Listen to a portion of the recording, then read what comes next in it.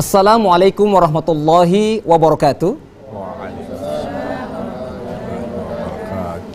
Alhamdulillah, alhamdulillahi binikmatil iman wal islam.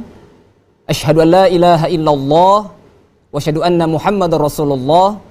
Allahumma salli ala sayyidina Muhammad wa ala alihi sayyidina Muhammad. Sadaqallahul azim. Kaum muslimin dan muslimat pemirsa TVRI Sulawesi Tengah yang berbahagia, senang sekali pemirsa kembali kami menyapa Anda dalam program acara persembahan TVRI Sulawesi Tengah, yaitu program acara Mutiara Hikmah. Dan insya Allah program acara Mutiara Hikmah akan menambah munajah dan takarub kita kepada Allah Subhanahu wa Ta'ala. Amin, amin ya Rabbal Alamin. Kaum muslimin dan muslimat pemirsa TVRI Sulawesi Tengah yang berbahagia, alhamdulillah telah hadir di tengah-tengah kita narasumber yang insya Allah akan membawakan materi kita pada sore hari ini di program acara Mutiara Hikmah persembahan TVRI Sulawesi Tengah, yaitu Al-Ustadz Al-Mukarram Ustadz Profesor Dr. Kiai Haji Zainal Abidin MAG. Assalamualaikum Pak Prof. Waalaikumsalam warahmatullahi wabarakatuh. Sehat-sehat Pak Prof? Alhamdulillah, ya. Sehat walafiat. Baik, terima kasih Pak Prof telah hadir di studio kami. Beliau merupakan Ketua Majelis Ulama Indonesia MUI Kota Palu dan juga Ketua Forum Kerukunan Umat Beragama FKUB Provinsi Sulawesi Tengah. Dan juga telah hadir di studio kami pengurus BKPRMI atau Badan Komunikasi Pemuda Remaja Masjid Indonesia, baik Provinsi, Kota Palu, dan Kabupaten. Assalamualaikum Bapak-Bapak, Ibu-Ibu. Sehat-sehat? Ya, baik, terima kasih telah hadir di studio kami. Dan kami juga membuka line telepon di 0451452414 bagi pemirsa yang ada di rumah yang ingin berinteraktif dengan Pak Prof atau ingin bertanya pada materi kita di sore hari ini di program acara Mutiara Hikmah persembahan TVRI Sulawesi Tengah. Kaum muslimin dan muslimat pemirsa TVRI Sulawesi Tengah yang berbahagia, tema kita pada sore hari ini di program acara Mutiara Hikmah persembahan TVRI Sulawesi Tengah yaitu tentang hikmah Isra dan Mi'raj Nabi Muhammad sallallahu alaihi wasallam. Isra Mi'raj adalah salah satu peristiwa agung dan mukjizat yang dianugerahkan oleh Allah Subhanahu wa Ta'ala, Allah Azza wa Jalla, Allah Jalla Jalalu kepada Nabi Muhammad sallallahu alaihi wasallam dalam satu malam saja. Isra Mi'raj menjadi momen penting bagi umat Islam karena dengan peristiwa inilah umat Islam diperintahkan salat 5 waktu. Allah Subhanahu wa Ta'ala, Allah Azza wa Jalla berfirman di dalam Al-Quran surah Al-Isra ayat 1 yang artinya Maha suci Allah yang telah menjalankan hambanya yaitu Nabi Muhammad pada suatu malam dari Masjidil Haram ke Masjidil Aqsa yang telah kami berkahi sekelilingnya agar kami perlihatkan kepada mereka sebagian tanda-tanda kebesaran kami, kebesaran Allah. Sesungguhnya Dia adalah Maha mendengar lagi Maha melihat. Al-Quran surah Al-Isra ayat 1. Dan untuk mengkajinya lebih dalam lagi materi kita pada sore hari ini, langsung saja kita persilakan kepada Al-Ustadz Al-Mukarram Ustadz Profesor Dr. Kiai Haji Zainal Abidin MAG untuk memberikan tausiah. Kepada Pak Prof, tafadhol. Assalamualaikum warahmatullahi wabarakatuh. Waalaikumsalam warahmatullahi wabarakatuh. Alhamdulillah, wassalatu wassalamu ala rasulillah Sayyidina Muhammadin ibni Abdillah wa ala alihi wa sahbihi wa man tabi'ahu wa wala, amma ba'd. Yang terhormat saudara moderator yang kami hormati, yang sempat hadir di studio Badan Komunikasi Remaja Pemuda Masjid Provinsi Sulawesi Tengah, para pemirsa TVRI Sultan yang budiman. Kalau kita bicara Isra dan Mi'raj, itu ada 2 peristiwa. Iya Pak Prof. Yang satu Isra, Itulah yang disebutkan di dalam Al-Quran surat Bani Israel ayat 1. Isra itu artinya perjalanan yang dilakukan malam hari dari Masjidil Haram ke Masjidil Aqsa. Masjidil Haram itu bisa diartikan dengan masjid yang suci.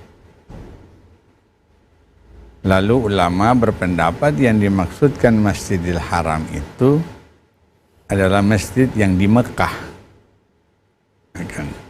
Masjidil Aqsa itu artinya masjid yang jauh. Al-Aqsa itu artinya jauh. Maka berdasarkan data sejarah peristiwa itu terjadi, maka diartikanlah atau ditafsirkanlah Al-Masjidil Aqsa itu adalah masjid yang ada di Palestina. Masjid ini dibangun oleh Nabi Daud, yang dalam bahasa Ibrani namanya masjid. Kemudian ke dalam bahasa Arab namanya masjid. Dulu belum namanya Al-Aqsa. Al-Aqsa itu tadi artinya yang terjauh. Sehingga masjid yang terjauh yang pernah Nabi sampai itu adalah masjid yang ada di Masjidil Aqsa yang di Palestina itu. Bahkan ada ulama berpendapat Al-Masjidil Aqsa itu bukan di dunia ini, di Baitul Ma'mur. Karena itu sudah masjid yang paling jauh tempat orang bersujud. Begitulah Al-Quranul Karim bisa ditafsirkan, bisa dipahami, dan kita bisa berbeda-beda pemahamannya. Tetapi tidak berarti dengan perbedaan pemahaman itu menyebabkan kita berselisih, kita bertikai. Kita terima saja mana pemahaman dan tafsiran yang menurut kita masuk di dalam akal dan pikiran kita. Kemudian ada lanjutan ayat barakna haulahu, kami berkati di sekelilingnya. Juga menimbulkan pertanyaan, di sekeliling mana itu yang diberkati? Iya. Apakah selama perjalanannya, yaitu dari Masjidil Haram di kota Mekah ke Masjidil Aqsa di Palestina, itu terus yang diberkati oleh Allah? Atau di masjidnya saja yang diberkati? Tentu bisa beda pendapat lagi. Ya, kami berkati di sekelilingnya. Di sekeliling siapa? Apakah di sekelilingnya Nabi Muhammad atau di sekeliling di mana tempat yang Nabi lewati? Tentu juga bisa melahirkan perbedaan pendapat. Olehnya itu yang penting kita tahu bahwa ada keberkahan yang diberikan oleh Allah dalam perjalanan Nabi Muhammad sallallahu alaihi wasallam. Allahumma shalli wa sallim wa barik alaihi. Perjalanan ini sebenarnya agak susah diterima orang pada masa itu. Kenapa? Karena tidak ada kendaraan yang bisa dipahami oleh orang seperti itu yang kecepatannya luar biasa. Itulah yang kemudian lahir kontroversial. Bagaimana perjalanan dari Masjidil Haram di kota Mekah ke Masjidil Aqsa di Palestina, lalu sampai ke Sidratul Muntaha. Ya, Sidratul Muntaha itu sebenarnya kalau dalam bahasa Inggris ada yang mengartikan dengan loh tree, pohon. Itulah sebagian ada ulama berpendapat sebenarnya pohon terang itu ada di mana-mana. Kalau di Kristen ada pohon terang, di Yahudi juga ada pohon terang. Ya, ketika Nabi Musa berjalan bersama istrinya dari kejauhan, dia melihat ada semacam cahaya, lalu pergilah Nabi Musa ke tempat cahaya itu, lalu di sana turunlah firman Tuhan, the 10 commandment, 10 firman Tuhan. Itu juga pohon terang. Maka di Islam juga menurut ulama ada pohon terang, yaitu Sidratul Muntaha. Kenapa kita tidak terlalu perhatian terhadap pohon terang? Karena ada yang lebih utama, yaitu bertemu dengan Allah Subhanahu wa Ta'ala. Tidak ada kenikmatan yang luar biasa kecuali bertemu dengan Allah. Kalau pohon itu hanya simbol simbol dari kearifan, simbol dari kebijaksanaan.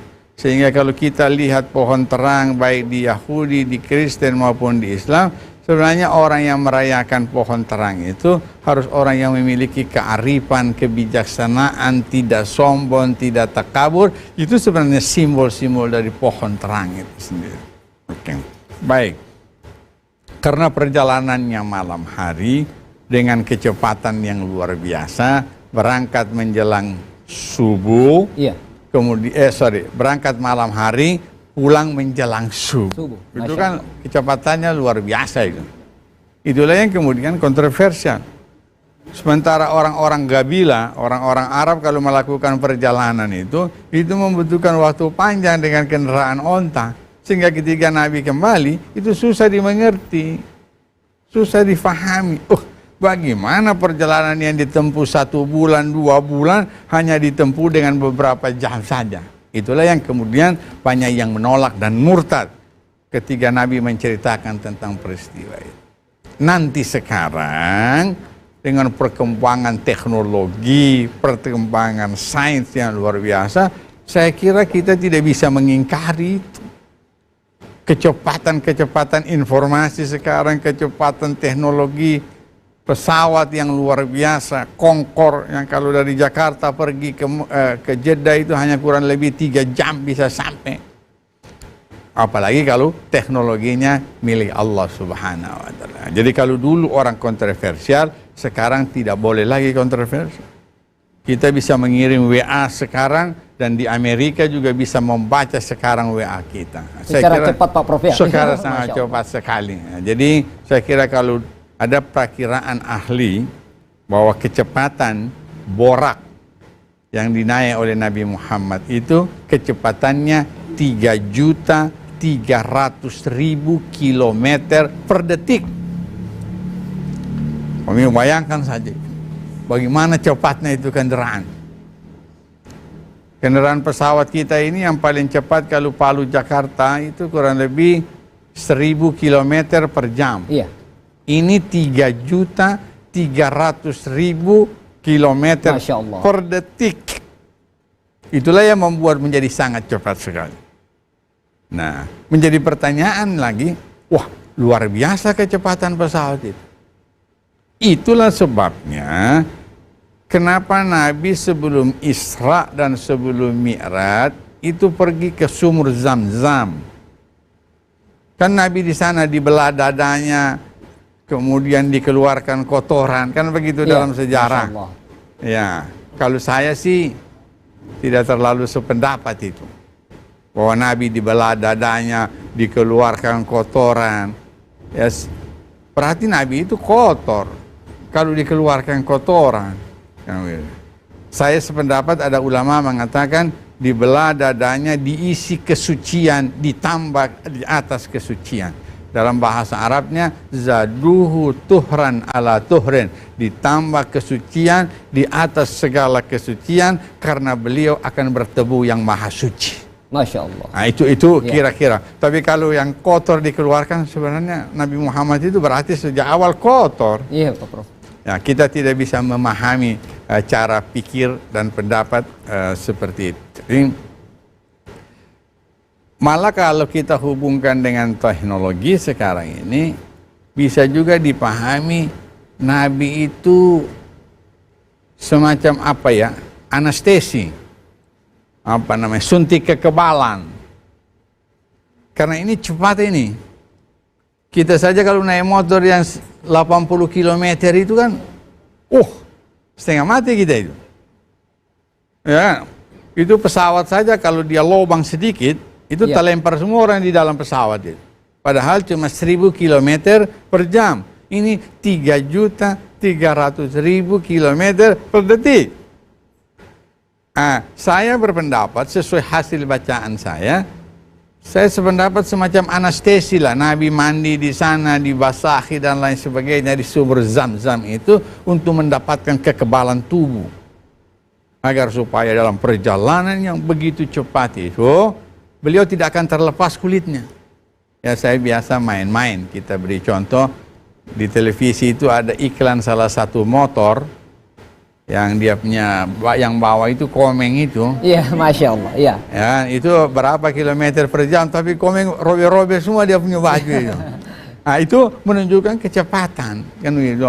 Nah, kalau ini, olehnya itu zaduhu tuhran ala tuhran dalam spiritualnya, tetapi dalam medisnya anestesi kekebalan tubuh. Nah, saya kira itu yang kita bisa ulas sementara terkait dengan Isra, perjalanan datar. Nah, yang kedua Mi'raj. Mi'raj itu dalam bahasa Arab sebenarnya artinya alat yang dipakai untuk naik ke atas. Nah, dia punya timbangan dalam bahasa Arab biasanya miftah. Mi'raj. Miftah itu sebenarnya alat yang dipakai untuk membuka. Apa alat yang dipakai untuk membuka? Ya kunci. Kunci, iya. Sehingga miftahun itu diartikan dengan kunci. Mi'raj itu alat yang dipakai untuk naik.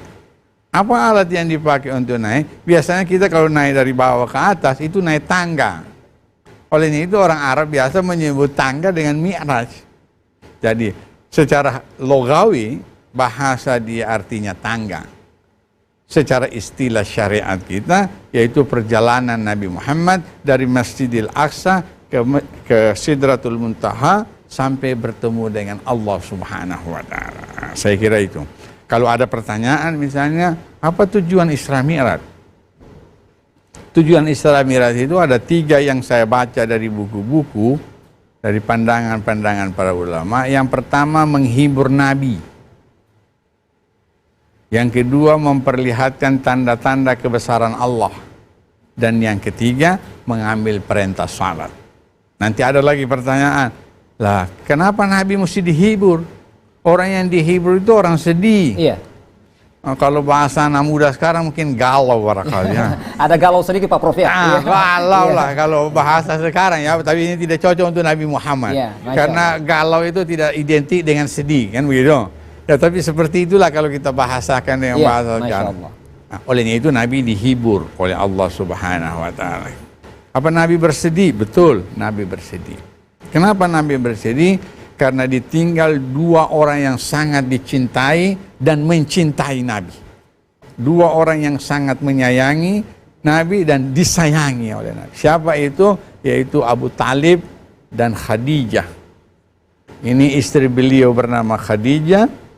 Ya, ini juga Khadijah ini anak-anak sekarang jadi singkatan ini.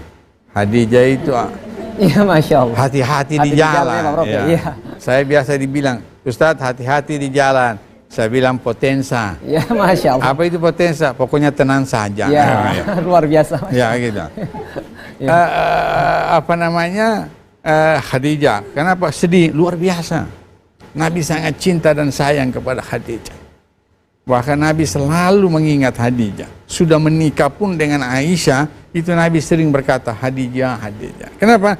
Khadijah lah yang selalu membela Nabi Muhammad sallallahu alaihi wasallam. Khadijah ini wanita yang terkaya di kota Mekah. Habis hartanya untuk membela, memperjuangkan agama Islam. Habis hartanya hanya kepentingan untuk agama Islam bisa berjaya. Membela agama dan membela Nabi Muhammad SAW. Olehnya itu Nabi tidak pernah lupa. Olehnya menjadi istri yang baik itu pasti tidak akan dilupakan oleh suaminya. Nah, kecuali menjadi istri yang kurang bagus, biasanya suaminya cari yang lain. Iya. Nah, yang kedua Abu Talib. Abu Talib ini juga adalah paman Nabi yang luar biasa, membela Nabi walaupun secara lahiriah tidak mengucapkan 2 kalimat syahadat. Tetapi di mana Nabi pasti dibela, dipertahankan, diperjuangkan oleh Abu Talib. Olehnya itu kontroversial. Bahkan ketika Nabi memaksakan Abu Talib untuk beriman, menyebutkan syahadat itu kan dia tidak bersyahadat. Itulah ayat yang mengatakan innaka lan tahdi man ahbabta walakinallaha yahdi man yasha. Engkau tidak bisa memberi petunjuk kepada orang yang kau cintai kecuali Allah yang akan memberikan petunjuk. Nah, nanti dari pendekatan-pendekatan lain juga ada yang berpendapat bahwa Abu Talib itu sebenarnya sudah Islam. Cuma karena dia tokoh, dia orang Quraisy, kalau ketokohannya akan hilang kalau dia bilang saya sudah Islam. Olehnya dalam hatinya sudah Islam. Ada ulama berpendapat begitu. Hatinya sebenarnya sudah Islam. Tidak mungkin dia membela Nabi kalau dia tidak cinta dan sayang kepada ajaran yang dibawa oleh Nabi Muhammad sallallahu alaihi wasallam. Allahumma salli wa sallim. Karena begini, kalau kita melihat sejarah, catatan-catatan orang-orang yang menentang Nabi itu sebenarnya bukan menentang agamanya, bukan menentang ajaran Nabi itu. Dia yakin ajaran Nabi, cuma ketika mereka mengakui ajaran Nabi itu, mereka akan kehilangan kekuasaan, harismanya akan berkurang. Ya. Ya kan gitu. Ya di situ Abu Sufyan, Abu Jahal, Abu yang lain lah. Gitu. Yang penting bukan Abu Julu ya. Ya. Iya. Jadi itu karena kekuasaan. Ya. Mereka takut kekuasaan hilang, pengaruh menjadi berkurang karena percaya kepada Nabi Muhammad. Nah, itu padahal secara hati mereka itu, bahkan diriwayatkan itu Abu Sufyan, Abu Jahal dan yang lainnya itu sering sekali datang ke rumah Nabi malam-malam dalam keadaan sembunyi. Ya. Mereka datang pura-pura malam mendengarkan Nabi membaca ayat Al-Quran. Sampai tiba-tiba mereka tidak sadar bahwa sudah terang. Waktu ketemu, ente juga di sini. Dia bilang, jangan kasih tahu orang kita sama-sama di sini. Masya Allah. Artinya mereka percaya kepada Nabi. Tapi kalau pengakuan itu disampaikan secara terang-terangan akan mengganggu kekuasaan dan pengaruh mereka sebagai tokoh-tokoh Quraisy. Nah, saya kira ya, yang kedua tadi sedikit saya tambah. Yang kedua tadi memperlihatkan tanda kebesaran Allah dan yang ketiga mengambil perintah syarat. Saya kira ini sekedar pengantar. Ya, baik, terima kasih Pak Prof atas penjelasannya. Baik kaum muslimin dan muslimat pemirsa TVRI Sulawesi Tengah yang berbahagia, tentunya Pak Prof sudah menyampaikan bahwa Isra adalah perjalanan yang dilakukan malam hari dari Masjidil Haram ke Masjidil Aqsa, dan juga Pak Prof menjelaskan bahwa Mi'raj adalah alat untuk perjalanan dari Masjidil Aqsa ke Sidratul Muntaha bertemu dengan Allah Subhanahu wa taala. Perbincangan kita cukup menarik dengan Pak Prof, tetapi kita ikuti jedah berikut ini. Tetaplah di TVRI Sulawesi Tengah. TVRI, media pemersatu bangsa.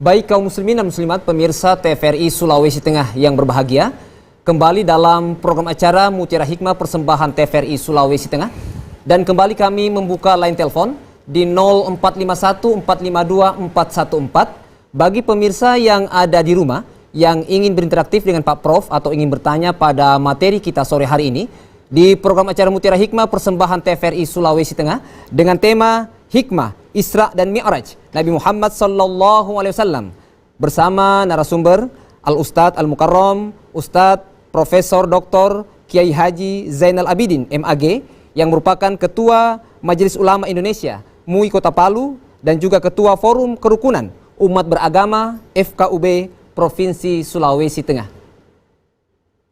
Ya, baik, sambil menunggu penelpon kami persilakan kepada pengurus BK PRMI untuk bertanya. Mungkin Pak Daud Asro, saya persilakan. Silakan berdiri, Ustadz. Baik, terima kasih. Assalamualaikum warahmatullahi wabarakatuh. Waalaikumsalam warahmatullahi wabarakatuh. Yang terhormat narasumber, mohon izin, kami sangat tertarik dengan tema pada sore hari ini tentang Isra Mi'raj. Termasuk tadi disampaikan Pak Kiai, salah satunya adalah nama Masjidil Haram. Masyarakat awam termasuk kami, haram itu contoh daging babi haram, berarti tidak boleh. Nah, itu yang terngiang-ngiang di masyarakat awam seperti kami ini, kenapa namanya itu haram? Tadi dijelaskan mungkin lebih detail lagi disampaikan Ustadz. Selanjutnya yang kedua, Nabi Muhammad setelah melaksanakan semua itu seperti disampaikan tadi, menerima perintah untuk sholat. Sejauh ini kami melaksanakan sholat berusaha untuk khusyuk, tapi sering juga hilang khusyuk itu tersebut pada ketika kita sholat. Nah, sekiranya ada trik-trik atau kiat apa saja sekiranya sholat kami lebih khusyuk lagi Pak Kiai. Terima kasih. Wassalamualaikum warahmatullahi wabarakatuh. Waalaikumsalam warahmatullahi wabarakatuh. Baik, terima kasih Pak Daud Asro. Saya persilakan lagi dari pengurus BK PRMI, Badan Komunikasi Pemuda Remaja Masjid Indonesia, Provinsi maupun Kota Palu dan Kabupaten. Silakan Bunda Nurwanita, ya, silakan Bunda. Terima kasih. Assalamualaikum warahmatullahi wabarakatuh. Waalaikumsalam warahmatullahi wabarakatuh. Bapak Bambang yang saya hormati, Ya. Pak Prof Zainal Abidin yang saya hormati dan juga rekan-rekan audiens yang hadir pada kesempatan kali ini. Langsung saja, saya pernah membaca berkaitan dengan kondisi pada saat Rasulullah itu Isra Mi'raj, mengalami peristiwa Isra Mi'raj itu.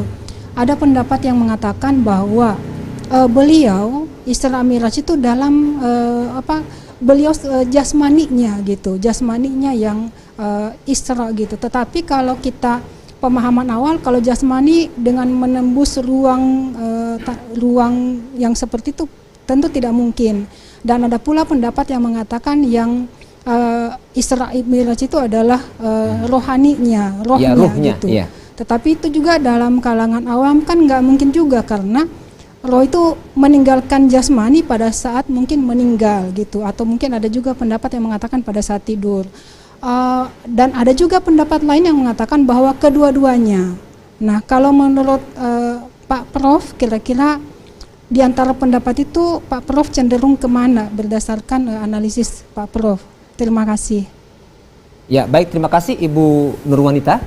Dan kembali kami membuka line telepon di 0451 452 414 bagi pemirsa yang ada di rumah yang ingin berinteraktif dengan Pak Prof atau ingin bertanya pada materi kita di sore hari ini di program acara Mutiara Hikmah persembahan TVRI Sulawesi Tengah dengan tema Hikmah Isra dan Mi'raj Nabi Muhammad sallallahu alaihi wasallam. Ya, baik Pak Prof, sambil menunggu penelpon kita jawab dulu pertanyaan dari Pak Daud Asro. Beliau merupakan Ketua PMI Kota Palu ini tentang Masjidil Haram. Kalau ada kalimat haram ini Pak Prof, tentunya negatif kalau dalam pandangan Islam. Seperti apa itu Pak Prof? Baik, saya kira pertanyaannya sangat baik sekali. Memang di dalam bahasa Arab itu satu kata itu memiliki banyak arti. Iya. Ya, termasuk haram. Haram itu artinya juga suci. Selain arti yang biasa kita sebut makanan ini haram, artinya makanan ini dilarang. Tetapi tidak itu satu-satunya artinya. Iya. Nah, termasuk orang menyebut bulan Muharram. Bulan Muharram itu termasuk dianggap bulan suci.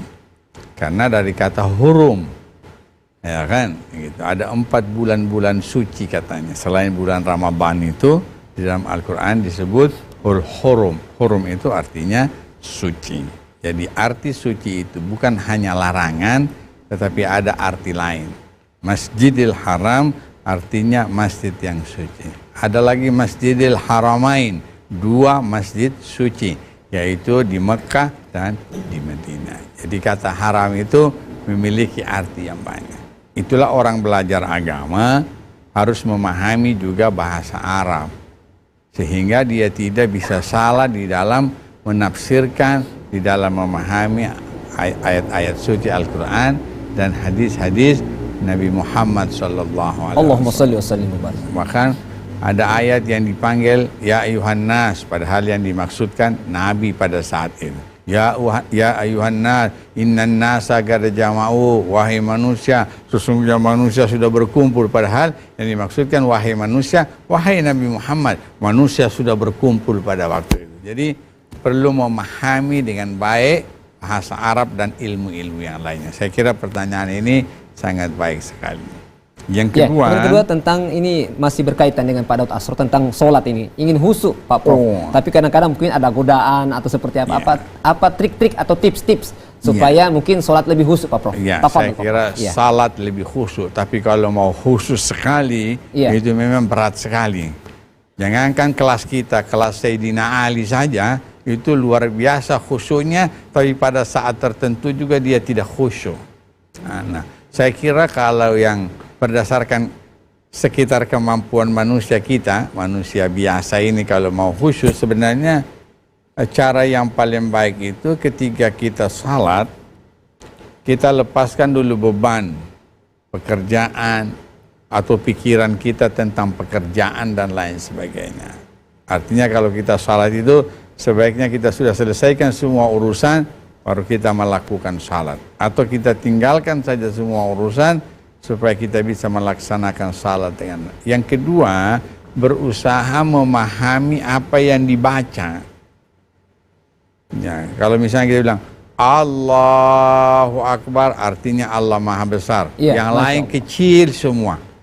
Tidak ada lagi yang besar kecuali Allah. Ketika kita baca Fatihah, kita baca Bismillahirrahmanirrahim. Kita tahu artinya. Alhamdulillah. Sehingga kita bisa menghayati. Ketika kita sujud, Subhana rabbiyal a'la wa bihamdi, Maha suci Allah yang maha tinggi, kan gitu. Dan saya puji kepada Allah atau syukur kepada Allah. Jadi apa yang kita ucapkan itu juga kita mengerti. Sehingga pikiran kita tidak lari Tidak kemana-mana Pak Prof ya? Iya. Selalu kita, saya bilang ini, kan itu. Itu salah satu trik ketika kita ingin lebih khusyuk. Kalau mau khusyuk sekali memang agak berat. Namanya manusia itu pasti biasa hilang-hilang. Yang paling baik itu jangan terbawa terus. Begitu kita mengingat sesuatu, kita ingat terus sampai kita tambah-tambah lagi. Ya kan, namanya saya pedagang misalnya. Iya. Begitu saya salat, saya ingat, bagaimana toko tadi itu sudah ditutup atau belum? Wajar kalau kita berpikir begitu. Segera kembali, saya salat lagi. Tapi kali, aduh, kalau dia tutup tadi berapa lakunya? Iya. Anak-anak bawa kemana uangnya? Nah, itu kita terus namanya. Kita terbawa oleh pikiran itu. Kalau misalnya kita berpikir, wajar, manusiawi. Begitu ingat, segera kembali bahwa saya iya. dalam melaksanakan. Itu saya kira trik-triknya.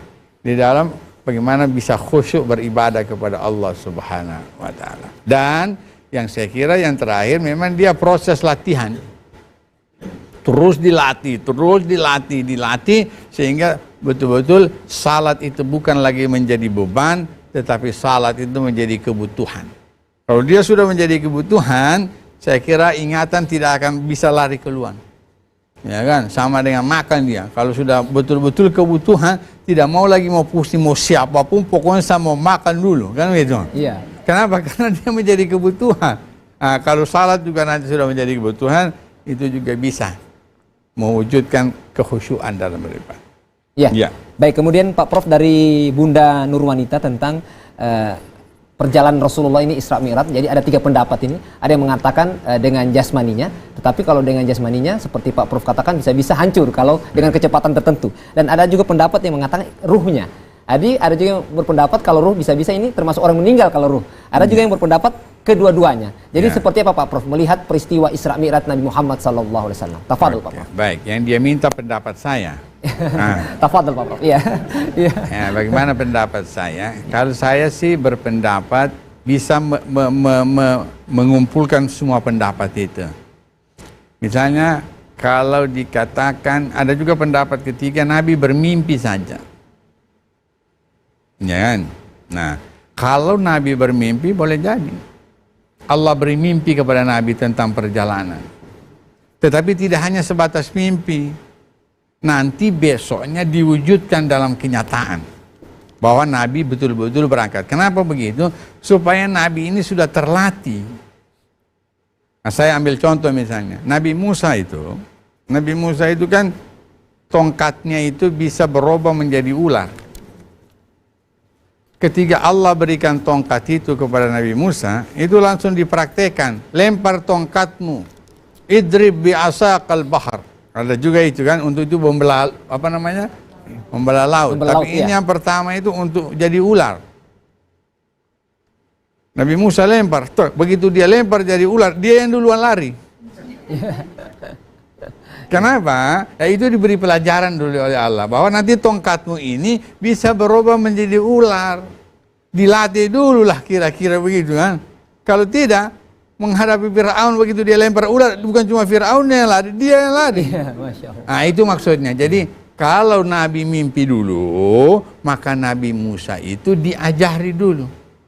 Gitu. Jadi kalau saya juga mengatakan hampir sama dengan Nabi Musa. Jadi Allah memberi pelajaran kepada Nabi Muhammad, dia berisra mi'raj diberikan mimpi dulu bahwa nanti perjalananmu seperti ini. Begitu nanti Nabi berangkat dengan roh dan jasadnya, dia berangkat, dia sudah terbiasa, saya sudah lihat semua tadi malam di mimpi. Nah itu, kalau tidak Nabi sendiri kaget, mau kemana saya ini? Ya kan, mau dibawa kemana saya ini? Tapi karena sudah ada memang, kalau kita ini sebenarnya guidance, ya apa itu? Kalau kita mau beli sesuatu, mau pakai HP baru kan ada guidance-nya, ada petunjuk kan? Iya. Nanti HP-nya begini cara kasih menyala, begini, aplikasinya ini. Nah, kalau tidak, hancur HP baru itu. Nah, jadi ada semacam guidance, petunjuk dari Nabi bahwa mimpi dulu. Setelah mimpi, besoknya beliau berjalan dengan roh dan... Nah, kenapa dengan roh dan jasad sekali berjalan? Karena ayat itu menyebut abd. Subhanalladzi asra bi'abadihi. Pendapat ulama mengatakan kalau orang disebut hamba itu terdiri dari roh dan jasad. Jasad, iya. Nah, suci Allah yang telah memperjalankan hambanya. Siapa di situ? Nabi Muhammad. Karena gelar hamba itu langsung diberikan oleh Allah. Kalau kita kan kita orang sendiri yang bilang kita hamba Tuhan. Apakah Tuhan betul menganggap kita hambanya? Wallahu a'lam. Iya Pak Prof. Tapi kalau Nabi Masya Allah. Muhammad itu sudah memang diberi abd, saya punya hamba ini jalan tengah malam. Nah, jadi saya kira kalau menurut pendapat saya boleh jadi beliau mimpi dulu, setelah mimpi baru diwujudkan dalam realita sehingga Nabi diberi pelajaran juga dulu. Ya, termasuk memperlihatkan tanda-tanda kebesaran Allah itu diperlihatkan di dalam mimpi juga. Nanti besoknya baru diperlihatkan di dalam kenyataan-kenyataan. Jadi pandangan saya Nabi Muhammad itu Isra Mi'raj dengan roh dan jasadnya, diawali dengan mimpi. Tapi kalau hanya rohnya saja yang ke sana, saya kurang bisa memahami. Atau hanya jasadnya saja ke sana, itu juga saya tidak bisa. Karena jasad ini tidak ada apa-apanya kalau tidak ada roh. Coba lihat kalau orang mati, bolak-balik dia, cuci sana, cuci sini, dia cuma diam-diam saja. Kan tidak pernah ada orang mati begitu dibalik, jangan kau balik saya. Nah, kira-kira begitu. Saya kira begitu ya. Ya, baik. Kemudian Pak Prof tadi sempat menyinggung bahwa di Mi'raj itu ada alat yang tentunya alat ini berbentuk apa Pak Prof? Apakah burak atau seperti apa? Atau tidak berbentuk? Mi'raj itu sebenarnya dari segi bahasa saja Ya. tadi. Alat yang dipakai untuk naik. Gitu. Artinya perjalanan Nabi Muhammad itu berarti dari bawah naik ke atas. Ya kemudian kendaraannya itu pada waktu itu disebut dengan burak. Burak, iya. Burak itu artinya kilat. Maksudnya kecepatan Nabi itu dengan kendaraan yang super kilat. Ya sekarang namanya super jet kan gitu. Iya. Kalau dulu itu namanya super kilat. Borak, al-barkon. Bark itu artinya kilat. Kilat itu kan cek. Jadi kecepatan itulah tadi kemudian 3.300.000 km per detik. Ada pesawat namanya borak juga dulu.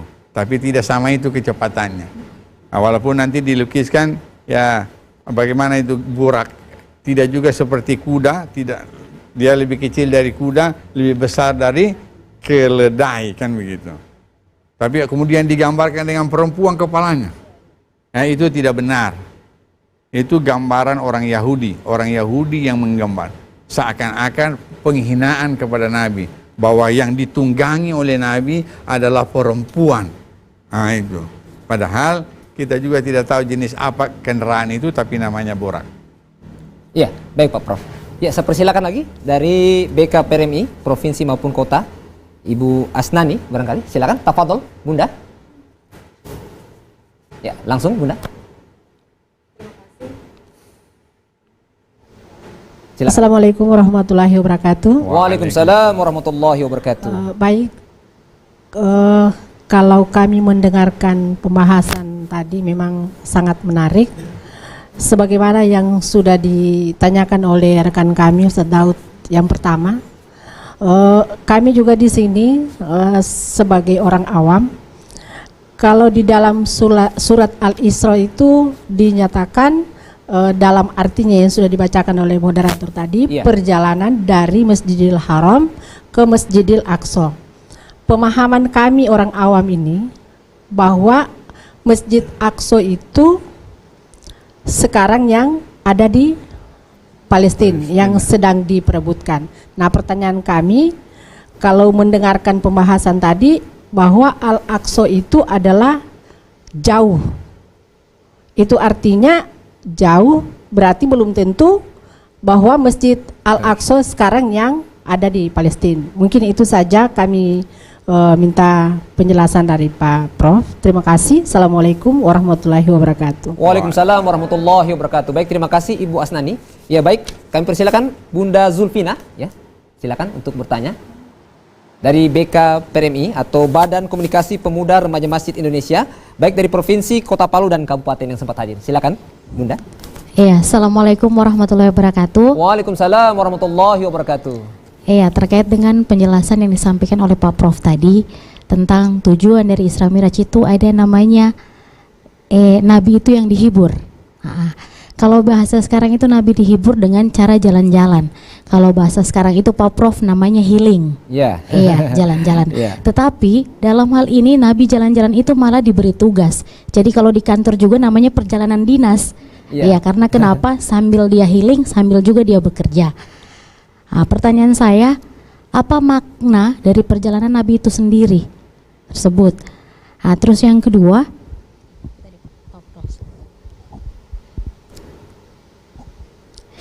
bagaimana Isra Miraj menjadi bukti kenabian Nabi Muhammad SAW? Ya, itu saja. Assalamualaikum warahmatullahi wabarakatuh. Waalaikumsalam warahmatullahi wabarakatuh. Baik, terima kasih Ibu Zulfina. Dan kembali kami membuka line telepon di 0451452414 bagi pemirsa yang ada di rumah yang ingin berinteraktif dengan Pak Prof atau ingin bertanya pada materi kita sore hari ini di program acara Mutiara Hikmah persembahan TVRI Sulawesi Tengah. Ya baik Pak Prof, kita jawab dulu sambil menunggu penelpon dari Ibu Asnani tentang ada perjalanan bahwa Pak Prof menyebutkan Aqsa itu jauh. Jadi apakah benar ini Al-Aqsa seperti yang dikatakan tadi di dalam Al-Quran atau Aqsa yang seperti apa? Ya, memang pada waktu itu Palestina itu adalah tempat yang jauh. Iya. Apalagi kalau ditempuh dengan naik onta. Ke Damaskus, ke Syria, itu tempat yang jauh semua dari kota Makkah. Sehingga wajar pada saat itu, dan memang namanya pada waktu Nabi Isra bukan Al-Aqsa. Nanti kemudian baru diberi nama Al-Masjidil Aqsa. Jadi Masjidil Aqsa itu kalau di ayat itu artinya masjid yang terjauh. Ketika dibuktikan di mana masjid yang terjauh itu, ya namanya masjid di Palestina.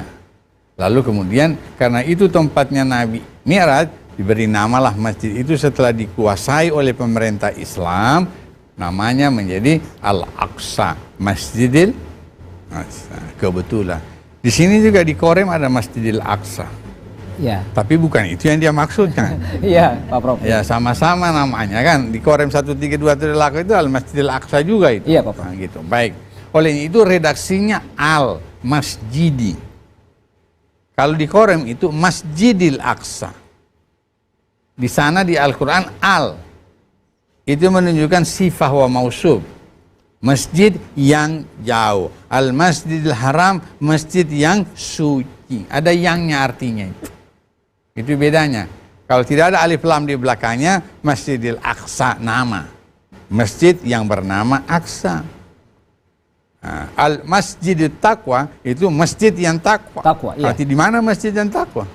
Mestinya tidak ada alif laman, Masjid At-Taqwa. Oke, saya kira itu soal perbedaan pendapat para ulama terkait yang di mana yang dimaksudkan yang terjauh. Berdasarkan sejarah, yang terjauh itu adalah Palestina. Iya. Sehingga, oke. Tadi Nabi karena sedih dibawa jalan-jalan. Ya. Betul. Jadi Dari Ibu kita Zulfina, juga, iya. ya, Iya, ya pertanyaan Ibu kita Zulfina. juga Iya. kalau sedih ya perlu jalan-jalan. Ya, tapi jangan juga jalan jauh-jauh. Habis biaya kalau terlalu jauh. Pulang kembali lagi. Pak Prof. Memang sedih sehingga tahun itu disebut Amul Hazan, tahun duka cita, tahun yang sangat luar biasa Nabi bersedih. Tidak ada kesedihan Nabi kecuali setelah ditinggalkan dua orang ini. Olehnya itu diperjalankan oleh Allah, dihibur oleh Allah Subhanahu wa taala. Tidak usah khawatir, ada Allah yang akan melindungimu, Allah akan membelamu dan lain sebagainya. Itulah yang membuat Nabi menjadi kuat. Misalnya juga memperlihatkan tanda-tanda kebesaran Allah untuk menguatkan Nabi bahwa perjuanganmu itu memang banyak tantangan, perjuanganmu itu banyak rintangan. Kalau hidup banyak rantangan itu catering. Iya. Iya, Pak Prof. Nah, gitu. Masya Allah. Iya. Baik, jadi kira-kira begitu ya. Jadi perlu. Di dalam kehidupan kita juga banyak rintangan. Dalam kehidupan kita banyak cobaan. Ini juga menjadi pelajaran bahwa kita bahwa Nabi saja banyak hambatan, banyak ujian. Apalagi kita manusia biasa. Oleh itu kehidupan rumah tangga banyak cobaan, banyak godaan. Apalagi di zaman teknologi sekarang ini banyak sekali godaan. Baik laki-laki maupun perempuan banyak sekali godaannya. Ya kan? Oke, saya kira itu perjalanan memang ya. Jadi perjalanan dinas juga ya, karena mau dapat tugas ini. Ya, bisa saja. Terus, kemudian Pak Prof, ini perbincangan kita cukup menarik, tetapi karena mengingat durasi waktu, mungkin Pak Prof langsung saja pada closing statement atau kesimpulan dari materi-materi yang sudah Pak Prof sampaikan. Ya, tepat Pak Prof. Saya dipersingkat Pak Prof. Satu closing statement saya ini begini. Karena kita akan mengambil salat atau Nabi itu akan mengambil salat. Jadi salat itu penting sekali di dalam kehidupan kita. Dan kita sudah tahu semua, salat 5 waktu itu adalah wajib. Yang ingin kita tegaskan pada hari ini, saya ingin berkata di dalam quote saya. Saya pernah menulis quote tentang salat. Bunyinya begini. Kalau ada pertanyaan, bagaimana cara salat yang benar? Maka jawaban saya, cara salat yang benar boleh berbeda, tidak mesti semua sama.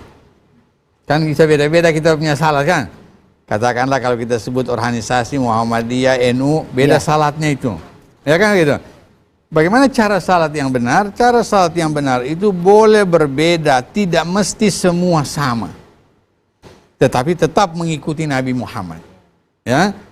Tetap mengikuti petunjuk Nabi Muhammad. Sebab jika harus semua sama, maka tentu Nabi Muhammad Sallallahu Alaihi Wasallam akan membuatkan tutor salat. Kan ya? Kalau mesti sama, Nabi harus bikin tutor. Ya tadi seperti saya bilang itu guide-nya kan. Mau beli HP ini harus guide-nya begini, tidak boleh pakai guide yang lain. Tapi kenyataannya tidak ada tutor. Ada yang garis-garis besarnya namanya. Nabi saya lihat begini, Nabi saya lihat begini, Nabi baca Fatihah. Kenapa Nabi di sini tidak baca Fatihah? Itu artinya salat itu bisa berbeda-beda, tidak semua mesti sama. Karena apa itu? Karena tidak ada. Tapi kenyataannya tidak ada. Jadi salat yang baik dan benar itu tidak mesti harus sama. Tetapi ada yang umum. Itulah yang kemudian dalam agama ulama bilang, ini rukun salat, ini syarat salat. Rukun sama semua di mana-mana. Mau Syiah, mau Sunni, rukunnya hampir semua sama. Yang lainnya saja yang berbeda-beda. Oke? Walaupun kita punya salat berbeda-beda, insya Allah semua akan diterima oleh Allah Subhanahu Wa Taala. Amin ya rabbal alamin. Baik, terima kasih Pak Prof atas penjelasannya.